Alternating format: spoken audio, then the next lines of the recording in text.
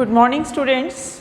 Today I am here with another video of class 12th English and the name of the poem is Aunt Jennifer's Tigers by Adrienne Rich.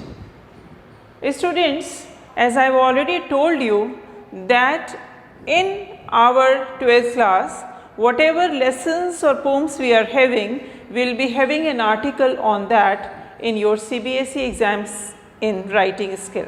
So, as far as Aunt Jennifer's Tigers is concerned, you will keep in mind that the article on importance of women या status of women in Indian society can come. So, keeping in view that perspective in mind, we will be doing this poem Aunt Jennifer by Adrienne Rich. The poet Adrienne Rich, she was born in 1929 and died in 2012. She is an American poet, essayist and feminist. Feminist means she speaks about the problems of women. Feminist, ladies की बातों पे women की problems को highlight करती हैं. Then she is an influential poet, American poet है and she is a very influential poet. And she brought the oppression of women to the forefront in her poetic works. जितना भी women के साथ में जो भी torture, जो भी उनके साथ injustice हो रही थी, Aunt Jennifer, she brought it to the forefront, मतलब आगे लेकर आई उन्हीं सारी चीज़ों को. तो यहाँ पे we'll be starting the poem Aunt Jennifer's Tigers. I have written the poem. The poem is in 3 stanzas as we already know.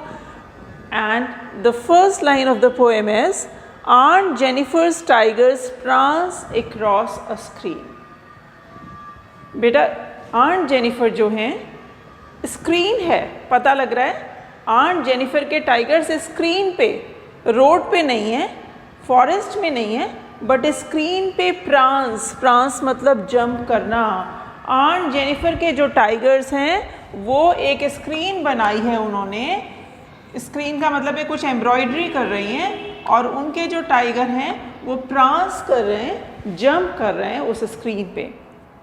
You must have seen in several houses or in the shops that there is a woolen panel. ऊन से embroidery होती है, ठीक है. तो इसी तरह की एम्ब्रॉयडरी आंट जेनिफर्स ने करी है. उसमें उनकी एम्ब्रॉयडरी के पैनल पे उनका जो पीस ऑफ आर्ट है जिस पे वो क्रिएशन कर रही हैं, वहाँ पे जो टाइगर्स हैं they are jumping across a screen. वो दिखाया जा रहा है कि जो भी वो बना रही हैं, जो टाइगर्स हैं वो जंप कर रहे हैं, छलांग लगा रहे हैं उस क्रिएशन पे. बेटा ध्यान रखिएगा because sometimes it is really difficult to understand कि ये क्या बताना चाहते हैं. तो आंट जेनिफर एम्ब्रॉयडरी कर रही हैं एक पैनल पे और उस एम्ब्रॉयडरी में जो उन्होंने एम्ब्रॉयडरी करी है, जो उन्होंने कढ़ाई करी है उस पर, उसमें ये टाइगर्स हैं जो जंप कर रहे हैं स्क्रीन पर. Bright topaz denizens of a world of green. और tiger you already know they are the beautiful creatures of the feline family और बहुत ही ज़्यादा अच्छे लगते हैं, सुंदर लगते हैं. आपने देखा होगा टाइगर जो होते हैं ब्राइट येलो कलर के होते हैं. तो वो पोएट बता रही हैं bright topaz. Topaz is a precious stone और टोपैज ब्राइट येलो कलर का होता है. तो उनके जो टाइगर्स जो उन्होंने स्क्रीन पे बनाए हैं, जो छलांग मार रहे हैं, वो ब्राइट येलो कलर के हैं. डेनिजन्स मतलब रेजिडेंट्स, रहने वाले. डेनिजन्स इज रेजिडेंट्स, वो रहने वाले हैं. Of a world of green, green मतलब फॉरेस्ट. ये फॉरेस्ट में रहने वाले टाइगर्स ब्राइट येलो कलर के हैं. They are the residents of a world of green. Forest में रहते हैं और उनकी उन्होंने पूरा अपना पैनल पे उन्होंने टाइगर्स ड्रॉ करें, एम्ब्रॉयडर करें. They do not fear the men beneath the tree. और ये एम्ब्रॉयडरी का ही पार्ट है. Some people are standing beneath the tree, under the tree, और उन्होंने वो भी ड्रॉ करा है. मतलब एक तरफ तो टाइगर ये कर रहे हैं और कहीं एक ट्री के नीचे जो आदमी खड़े हुए हैं उनसे वो टाइगर्स बिल्कुल भी नहीं डर रहे हैं. Otherwise if the hunters are there in the forest, tigers naturally are afraid, they go away from here और दे डोंट शो अप. वो हाइड करके अपने आप को देखते रहते हैं बिकॉज टाइगर्स, ये जो फेलाइन फैमिली के क्रीचर्स जितने भी होते हैं बेटा, चाहे वो लायन हो चाहे वो टाइगर्स हों, चाहे लेपर्ड हो, चाहे कैट हो, दे आर वेरी इंटेलिजेंट और बहुत शार्प होते हैं, बहुत स्विफ्ट होते हैं। तो जैसे ही हंटर्स आते हैं आराम से छुप जाते हैं, ये बिल्कुल भी दिखाई नहीं देते।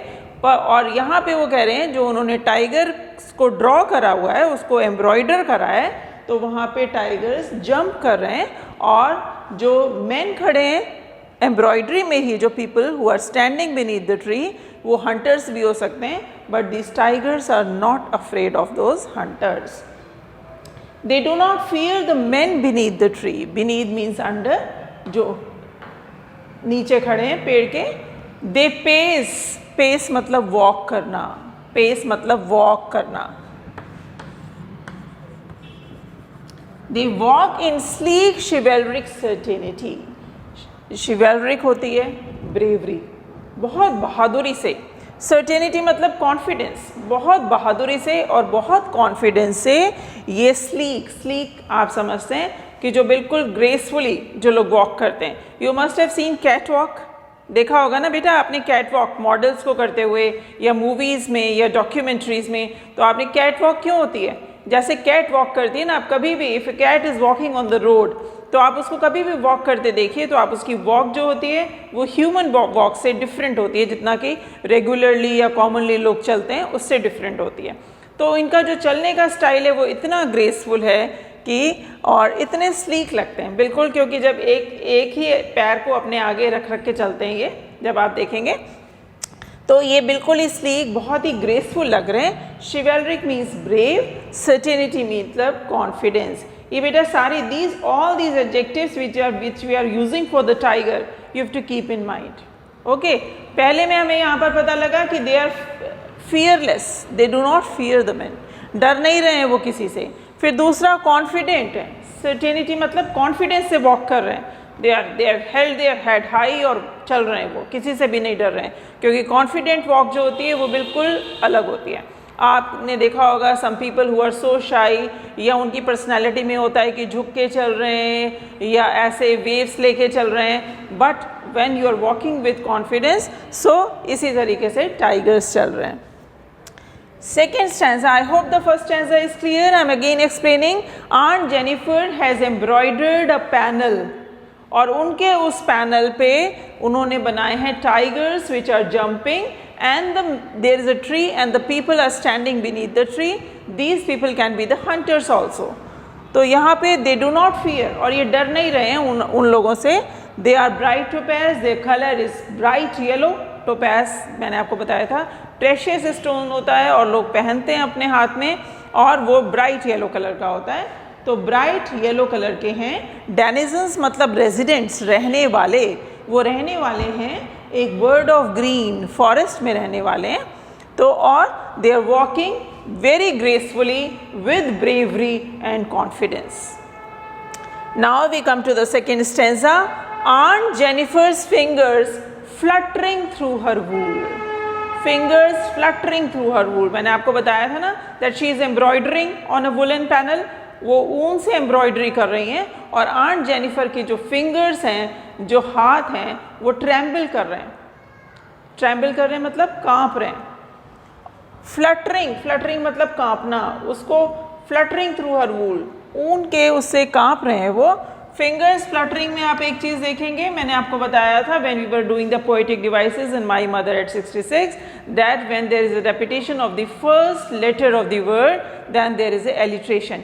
या फिंगर्स फ्लटरिंग में आप देखेंगे FF, ठीक है। तो this is also an alliteration poetic device जब हम करेंगे। तो आंट जेनिफर की जो फिंगर्स हैं fluttering through her wool, find even the ivory needle hard to pull. Find even the ivory needle, ivory होता है बेटा हाथी दांत, हाथी दांत होता है ना वाइट कलर का, उसके आपने देखे होंगे बहुत सारे शो पीसेस भी होते हैं, उसका चेस भी बना हुआ होता है, शतरंज भी उसका होता है, तो बहुत सारी चीज़ें होती हैं। तो आइवरी की उनकी नीडल है, जो सुई है जिससे वो कढ़ाई कर रही हैं, एम्ब्रॉयडरी कर रही हैं, that is made up of Ivory. तो वो उनके जो फिंगर्स हैं उस आइवरी की नीडल को हार्ड टू पुल, उसको भी नहीं खींच पा रहे हैं। The massive weight of uncle's wedding band sits heavily upon Aunt Jennifer's hands. और क्यों नहीं कर पा रहे हैं? क्योंकि उनके हाथ में जो अंगूठी है, जो उनकी मैरिज की रिंग है, जो अंकल ने उनको पहनाई थी, वेडिंग बैंड, बैंड मतलब रिंग, वेडिंग का जो रिंग उन्होंने पहना है, sits heavily upon aunt Jennifer's hand, वो आंट जेनिफर के हाथ पर हैवीली, बहुत मैसिव वेट है उसका, बहुत हैवी है। तो यहाँ पर आप कंफ्यूज मत होइएगा, it is not that she is happily married, because for the first time in this poem we come to know that she is not happy with her marriage. Massive weight, इसका मतलब ये नहीं है कि uncle ने उनको बहुत ही ज़्यादा हैवी रिंग जो है डायमंड्स की और गोल्ड की उनको गिफ्ट करी है।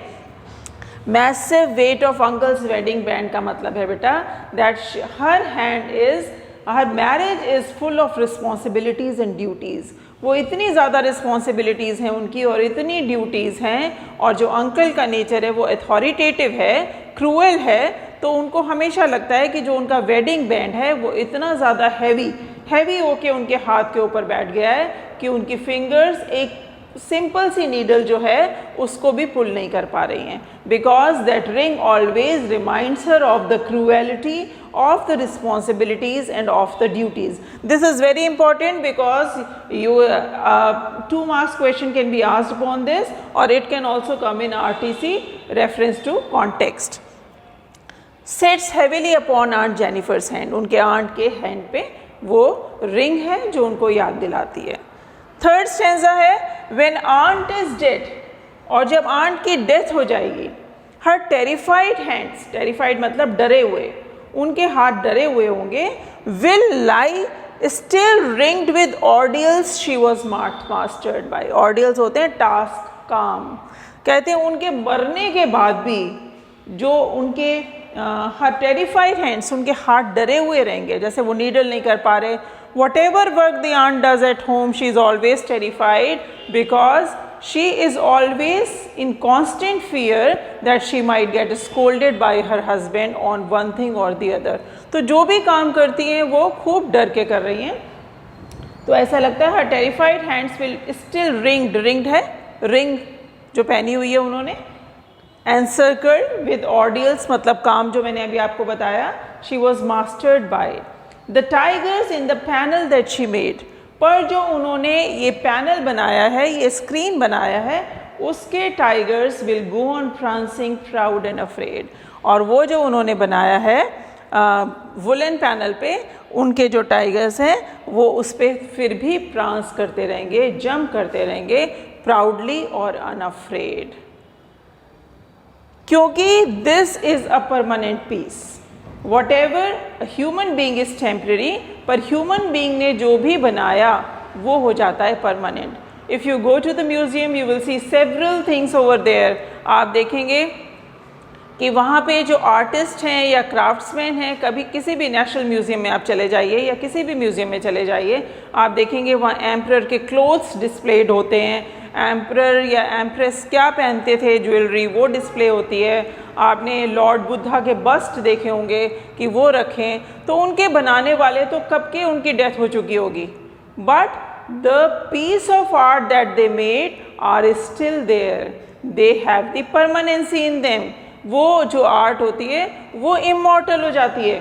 तो कहते हैं आंट की डेथ के बाद उनके हैंड्स तो टेरिफाइड रहेंगे, पर उन टेरिफाइड हैंड से जो उन्होंने वुलन पैनल बनाया था जिसमें जो टाइगर्स हैं जंप कर रहे हैं, वो फिर भी हमेशा वैसी ही रहेगी।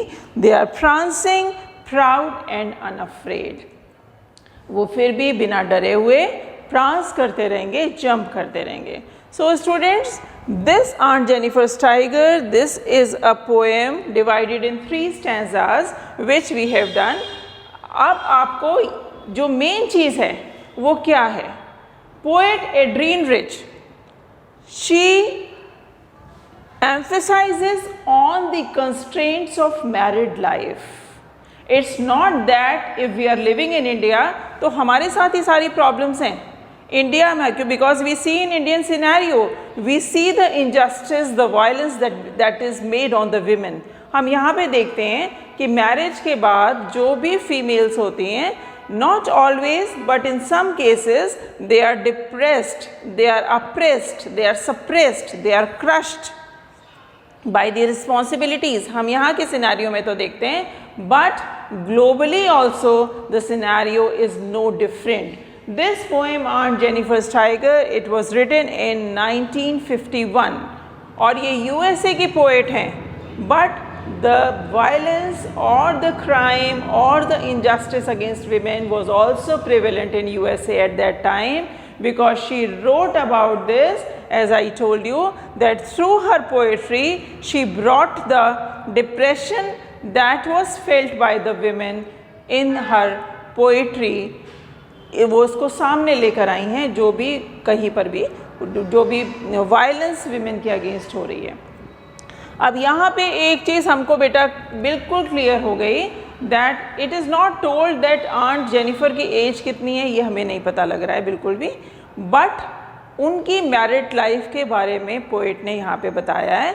और इसको देख के सिर्फ एक बार अंकल का यहाँ पे रेफरेंस आया है, उनके हस्बैंड का रेफरेंस सिर्फ एक बार आया है, और ये massive weight of uncle's wedding band, ये वेडिंग बैंड एक सिंबल है, इसके थ्रू पोएट ने हमें बताया है कि किस तरह से आंट जेनिफर की मैरिड लाइफ थी। उनके husband, it seems that he was very cruel, he was very authoritative, he was very dominating, he was emotionless, he was demanding, ruthless, he was a male chauvinist।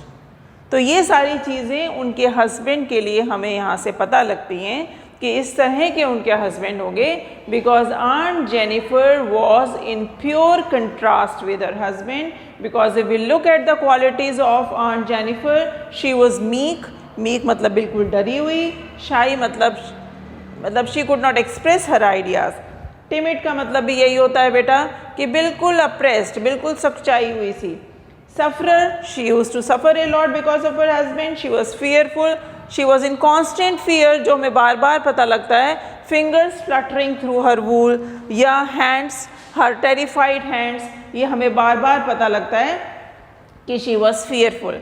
She was coward also, हम यहाँ पर ये भी बात कह सकते हैं कि she was coward. Look what the poet wants to say here, because she died in 2012, so she has analyzed her own poetry, but यहाँ पे जो भी हम पोएम को पढ़ते हैं, और the readers, maybe if you are reading the poem on your own, you might derive or you might devise a different idea, आप उससे different idea को inflict कर सकते हैं कि नहीं इसका मतलब ये भी हो सकता है, so that could be correct, but when we read the poem we find that Aunt Jennifer was a coward lady, because she could not resist to whatever her husband said, वो अपनी बात बोल ही नहीं पाई। और हमें ऐसा लगता है a woman she should raise her voice against the tortures that are inflicted upon her, बोलना पड़ेगा, क्योंकि जो मैं आपको बता रही हूँ कि आर्टिकल आएगा इस तरीके का, स्टेटस ऑफ वुमेन या इम्पोर्टेंस ऑफ वुमेन या place of women in Indian society और in the globe at large, तो वहाँ पे हमें क्या होगा, unless and until the women raise their voice nothing can happen. When a small child, when a little child who is 2 months old, when he cries, then only the mother gives the food. He is also raising his voice. वो भी तो अपनी आवाज़ उठा रहा है। उसी तरीके से जब तक विमेन अपनी प्रॉब्लम्स को बताएंगी नहीं, तब तक उन प्रॉब्लम का कोई भी सॉल्यूशन नहीं आएगा। यहाँ पे आंट जेनिफर हम देख रहे हैं कि चुपचाप वो एक एम्ब्रॉयडरी कर रही हैं और वो डरी हुई हैं और कांस्टेंट फियर में है अपने अथॉरिटेटिव हस्बैंड की, because he was so tyrannical, he was so ruthless कि वो कर रही हैं। Then she was dominated by the husband, this is also very much clear. अब एक question, one question that may arise in your mind is that why did Aunt Jennifer take the tigers only in her woolen creation? वो tiger को ही क्यों embroider कर रही हैं? Aunt Jennifer के पास तो बहुत सारी चीज़ें होंगी एम्ब्रॉयडरी करने की, और वो टाइगर्स को कर रही हैं, और टाइगर्स तो बिल्कुल अपोजिट हैं आंट जेनिफर के, क्योंकि जब मैं आपको यहाँ पर बता रही थी कि टाइगर्स की क्या क्वालिटीज़ हैं, तब मैं आपको बता रही थी यहाँ पे दे do not fear the man, और उन्होंने आंट जेनिफर ने इसको पोर्ट्रे करा है टाइगर्स को अपने वुलन स्क्रीन में। तो क्यों करा है? Because aunt Jennifer in her heart of hearts, in her remote dreams wanted to be like tigers. वो चाहती थी कि वो टाइगर्स की तरह बने, इसलिए उन्होंने टाइगर्स को पोर्ट्रे करा है अपने वुलन पैनल में। क्योंकि जब हम टाइगर के क्वालिटीज़ देखते हैं बच्चों, तो वो क्या होती है? They are fearless. Tigers are not afraid of anyone. Tiger क्यों डरेंगे? सिर्फ हंटर्स को देख के वो एक साइड में छुप जाते हैं, but they are not afraid of them also. जैसे ही मौका मिलेगा, maybe if they get the chance, they may pounce upon the hunter also and kill him. तो यहाँ पे ये टाइगर फियरलेस हैं, करेजियस हैं, बहुत हिम्मत वाले होते हैं। क्योंकि आंट जेनिफर ने चुना ही टाइगर को, उन्होंने कोई और एनिमल तो चुना ही नहीं कि उन्होंने काऊ नहीं चुनी, उन्होंने गोट नहीं चुनी, पर उन्होंने टाइगर और फॉक्स नहीं चुनी, because fox is very cunning. तो फॉक्स उन्होंने टाइगर चुने क्योंकि टाइगर होते हैं courageous, they are confident of whatever they are doing, they are very brave, they are bright, then they are confident, strong होते हैं, एक्टिव होते हैं, स्विफ्ट होते हैं। तो ये सारी क्वालिटीज़ आंट जेनिफर चाहती थी कि उनके अपने अंदर ये सारी क्वालिटीज़ प्रेजेंट होनी चाहिए। और इन्हीं सब क्वालिटीज़ को ध्यान में रखते हुए, because she wanted to be like that but she could not be because she was married. ऐसा भी हो सकता है if she had been in unmarried तो वही सारी क्वालिटीज़ डेवलप कर लेती, but she was married and her husband was a male chauvinist. तो वो मेल शॉविनिस्ट बेटा क्या होता है कि अपनी चीज़ों को बिल्कुल, जो अपने पॉइंट्स होते हैं उनको कड़ी तरीके से रखना, ठीक है, दे आर वेरी स्टॉन्च। तो वो इस मेल शॉविनिस्ट था और उन्होंने अपनी वाइफ को डोमिनेट कर रखा था। तो यहाँ पे इसलिए इन्होंने इसको टाइगर्स को कराया, because tigers were her aunt's own creation. She was embroidering them and she wanted to be like tigers. Then we are going to write the qualities of the tigers that I have already told you. तो आप tigers की qualities को दिमाग में रखेंगे, because a question can come that she embroidered the tigers but she was very different from them. Then why she embroidered them? क्योंकि aunt की personality अपने हस्बैंड से, टाइगर्स से बिल्कुल डिफरेंट थी। क्योंकि आंट जो थी, she was meek, timid, shy, she was sufferer, she was dominated. But जो टाइगर्स थे वो भी डोमिनेटेड नहीं थे, हस्बैंड भी डोमिनेटेड नहीं थे। तो उन्होंने इसी सिंबल को क्यों चुना? तो क्यों चुना? इसलिए चुना because she wanted to be like tigers. उनकी पर्सनैलिटी वो क्या चाह रही थी कि टाइगर्स की तरह ही हो जाए। अब यहाँ पे अगेन ये जो मैंने आपको कहा था कि 2 मार्क्स का क्वेश्चन आ सकता है, massive weight of uncle's wedding band. तो कैसे इसमें करेंगे हम? बिकॉज जो रिंग होती है, मैरिज की रिंग होती है, that symbolises Joy and happiness. जैसे ही एंगेजमेंट होती है, जैसे ही रिंग एक्सचेंज होती है, the girl she is full of dreams. उसको ऐसा लगता है कि एक ऐसी लाइफ आएगी विच इज़ इनकम्पेरेबल, जो कि बिल्कुल she is going to enjoy her married life. पर यहाँ पे massive weight of uncle's wedding band, तो अगर आप लिटरल मीनिंग देखेंगे तो लिटरल मीनिंग नहीं है, उनको कोई भी हैवी रिंग नहीं पहनाई गई थी, but this ring is a symbol of tyranny and oppression. ठीक है, पेनफुल बर्डन, उनके ऊपर ये पेनफुल बर्डन था। It always reminded her of duties and responsibilities के बारे में रिमाइंड कर रहा था। Then she had lost her freedom as soon as she got married, she lost her freedom and harsh and difficult experiences of married life उनको पता लग रहे थे वहाँ पे। तो इसलिए massive weight of uncle's wedding band में हम ये 5 और 6 पॉइंट्स को हम इंक्लूड करेंगे। देन सेकेंड क्वेश्चन जो मैंने आपको कहा है, what are tiger symbolic of, this I have explained you very nicely and I hope you must have understood it. Then the third question कि आंट जेनिफर की डेथ के बारे में, if you are asked to comment on aunt Jennifer's death which happens in the third stanza, तो आप क्या बोलेंगे? That aunt Jennifer was complete submission to suppression. जो उनके ऊपर अप्रेशन हो रहा था, जो उनके ऊपर टिरैनी हो रही थी, वो उन्होंने कंप्लीटली सबमिट कर दिया था अपने आप को। Society was not affected by her death. Do you think that her husband is going to change after the death? No, you can not change the basic nature of a person. आप नहीं change कर सकते किसी भी तरीके से किसी का बेसिक नेचर। अगर अंकल डोमिनेटिंग थे तो वो डोमिनेट करते ही रहेंगे even after the death of her wife, his wife. Loss जो था आंट जेनिफर की डेथ के बाद, उनका इंडिविजुअल लॉस था, As I've told you, the society was not at all affected by the death of Aunt Jennifer, और उनका fear इतना deep था, वो constantly इतने fear में रहती थी अपने husband के कि even after death, her terrified hands with life, उनके हाथों में ही डर था, ऐसा लग रहा था उनके हाथों को देख के कि डरे हुए। देखिए एक लेडी हुई स्विफ्टली, जब आप एम्ब्रॉयडरी करते हैं तो आप स्विफ्टली करते हैं, और इतना अच्छा क्रिएशन वो बना रही हैं कि पोएट बोल रही हैं कि वहाँ पे टाइगर्स प्रांस कर रहे हैं, वो जंप कर रहे हैं, और जो मैन है they are standing beneath the tree, पर उनका हाथ जो है इतनी सिंपल नीडल को खींचने में भी बिल्कुल इनकैपेबल हो रहा है, क्योंकि फ्लटरिंग थ्रू हर, काँप रही हैं उनकी उंगलियां उसको पकड़ने में, because every time she was in haunting fear, she was in constant fear of her husband. और बेटा यहाँ पे difference between aunt and tigers, again the question जो मैं आपको बता रही हूँ, आंट और टाइगर्स के ये सारे एडजेक्टिव्स मैंने दे रखे हैं, इनको आप एक्सप्लेन करेंगे। एंड यू नीड नॉट, आपको जो मैक्सिमम एक्सप्लेन करेंगे वो 30-35 वर्ड्स का होगा। In a case question comes of 2 marks, तो इतने ही वर्ड्स का आप करेंगे, you are not going to exceed that. So the points I have written, you can make them, you can make an answer out of it, because these are the points that you should remember. और उसके बाद में fluttering through her wool, again जो हम देखेंगे, she was nervous, she had anxiety, she was in constant fear of her husband, it was very difficult for her to pull the simple needle.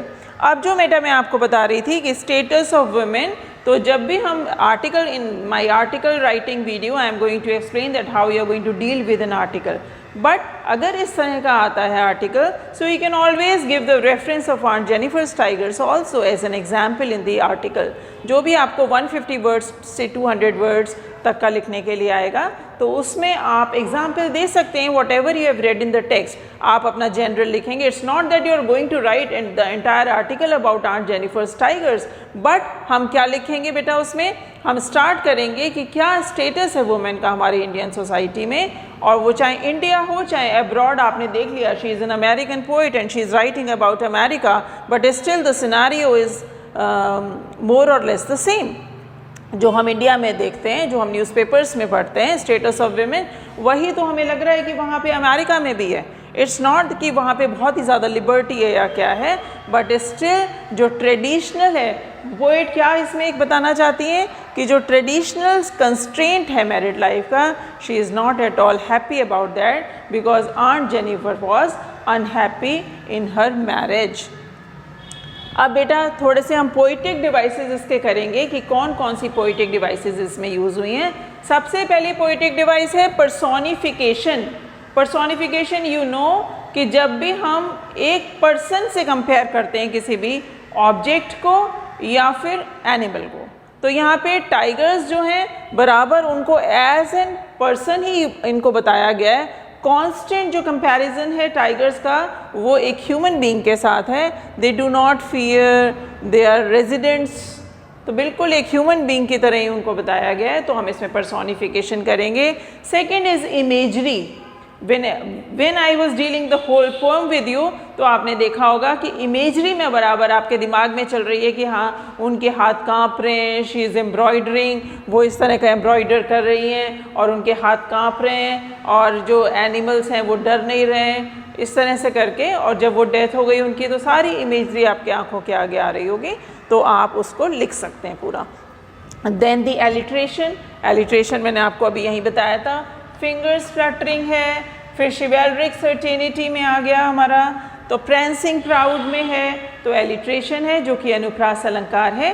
और एक हम हाइपरबले, हाइपरबले कहते हैं हम इसको, ये होता है अतिशयोक्ति अलंकार, जो कि हमें ऐसा लगता है कि यहाँ पे यूज़ करा है द मैसिव वेट। उनके हाथ इतने ज़्यादा काँप रहे हैं क्योंकि बहुत ज़्यादा वेट उनके जो वेडिंग बैंड का उनकी फिंगर्स के ऊपर है, तो ये हाइपरबले के साथ हम इसको कंपेयर कर सकते हैं। The question and answers of this poem I'll be giving today in your either I'll WhatsApp them the PDF to you, or I'll give it to you in Google Classroom. And please, we do again, time and again I am telling you that this is a festivity time, Diwali is approaching, पर बेटा आपको बहुत ध्यान रखना है अपना, because whenever you are going out, wear a mask, carry a sanitizer with you. जब भी आप वापस आते हैं तो आप अपने हैंड्स को वॉश करेंगे फॉर कंप्लीट 20 सेकेंड्स, अपने हाथों को बार बार सैनिटाइज करेंगे, जहाँ पर आपको सोप नहीं मिल रहा है या पानी नहीं मिल रहा है तो हाथों को सैनिटाइज करेंगे। और अपने मास्क को बेटा मत हटाइएगा, आपके लिए बहुत इम्पॉर्टेंट है, क्योंकि अपने आप को सेफ रखना आपको आपके फैमिली मेम्बर्स के लिए बहुत इम्पॉर्टेंट है, because the cases of corona are rising day and night in Delhi. और if you read the newspapers, you might have read that Delhi can be declared as the corona capital of India also. तो यहाँ पर आप बेटा ध्यान रखेंगे अपना, और बिल्कुल अपनी वीडियोस को बेटा time and again I tell you to watch the videos so that you are familiar with the poem and the question and the answers, ताकि आप उसको अच्छी तरीके से कर सकें। तो आपके होमवर्क में जो भी मैं आपको PDF दूंगी, whatever the PDF I'll be sending to you, please note them down on the registers, and if you're finding any problem in this poem, then you can ask me directly on WhatsApp or on the group. If you ask it on the group, then maybe the problems of other students can be solved at the same time, because we are here to answer you, we are here to assist you, we are here to help you. Good afternoon, have a good day.